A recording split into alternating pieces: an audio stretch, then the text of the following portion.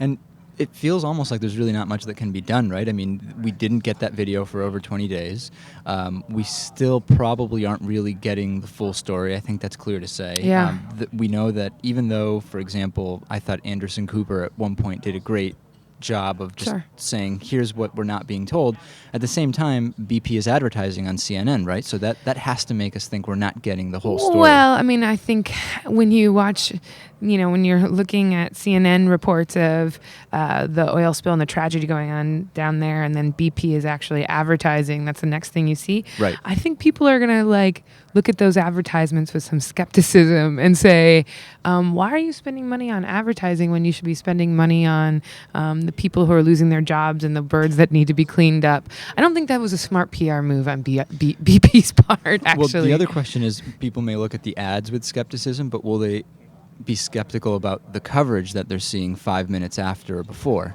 That is something that we need to continue to work on. I think people are very skeptical at this point. I don't think they're trusting BP or the government. And President Obama needs to sort of step up.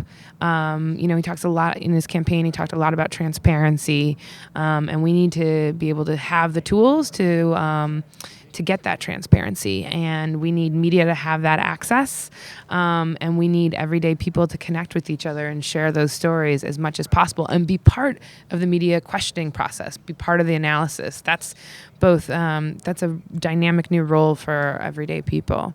So tell us more about what the Media Consortium does and maybe what your day-to-day is there. Well, I wrangle over 40 media organizations. No, I work with over 40 of the leading media outlets in the country, like Mother Jones and Alternet and The Nation and Free Speech TV, and the list goes on. And we work on a lot of projects to raise out the impact of progressive media, support journalism, and help them evolve for 21st century media environment.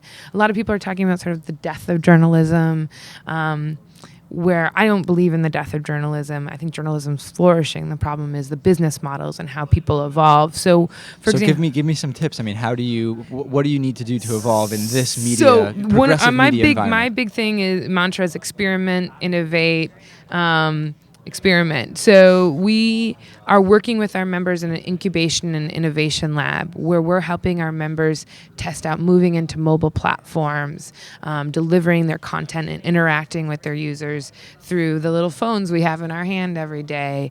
Or cameras like this. Exactly.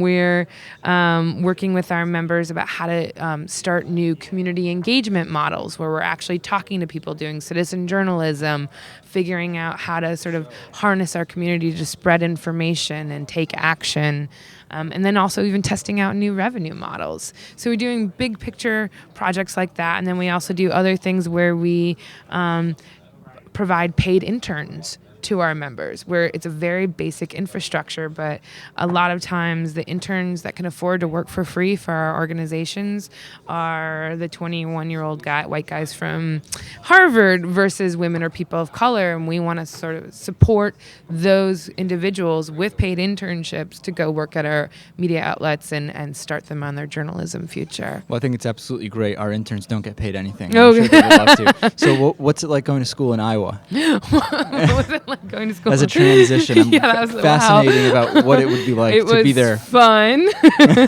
That was many years ago, so now you're making me think back. Well, I read Iowa City is like the second best small metro area to start a business, and I don't think, I mean, maybe what I read was just flat out wrong, but it wouldn't necessarily strike me that way. But no, Iowa City is like the oasis in Iowa to me in a lot of ways. It's a great college town. I started my journalism career there, covering city and county politics. It's got a lot of different kinds of diversity. I still have my in-laws are back there, so it's a pretty good town. Great place for journalism and writing. Well, we've been speaking with Tracy Van Slyke, project director for the Media Consortium and also one of two authors of the upcoming book, Beyond the Echo Chamber, Reshaping Politics Through Networked Progressive Media. Thanks so much for talking to me today. Thanks for having me. Midweek Politics is brought to you in part by Jackson & Connor, classically modern men's apparel in Northampton, Massachusetts on the second floor of Thorne's Marketplace. By DIF Design, specializing in custom business websites at difdesign.com. And by shentrition.com, provider of all-natural superfood and adaptogenic herbal blend at shentrition.com. To find out more about underwriting Midweek Politics, visit midweekpolitics.com.